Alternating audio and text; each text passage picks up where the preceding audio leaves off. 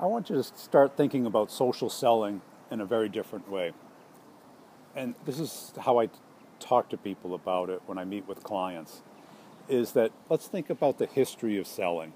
You know, it started where somebody would come into town with his cart and pitch people standing on a cart and, you know, do the dog and pony show, and people would gather around, and he had to be entertaining. You know, and that today is the infomercial. That's the classic example, the Ginsu knives. Okay, and then where did it go? Then it gradually went door to door.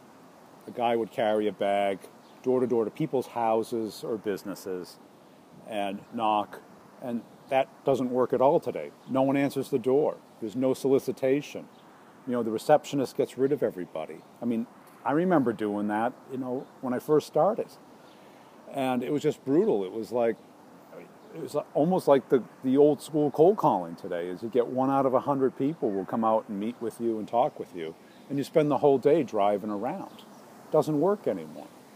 So then we went to the phone, and that worked for about 10 years. And then we went to email, and that started to work.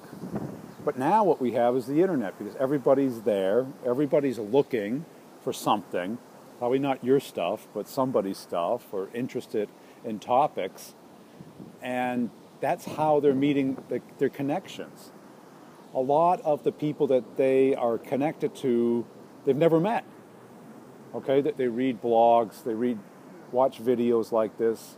You know, I've got several thousand people who watch these every week.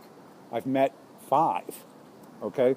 But we're connected, right? You ask questions, I talk through things, I share the things that I know, and hopefully it gives me some credibility.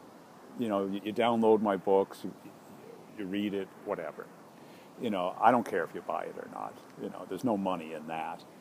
So this is what's happening, is that everything is now transitioned to the internet. And is it overrated? Absolutely overrated. Is it underutilized in the right ways? Absolutely. You know, everyone's got to try and figure out how to make it work for them. And it doesn't fit everyone's business. I get that. But you may want to investigate it. Look to see what your competition is doing. Are you doing better on the internet than they are? That's the real question. And is it having the impact that they want? And you got to take a look at it.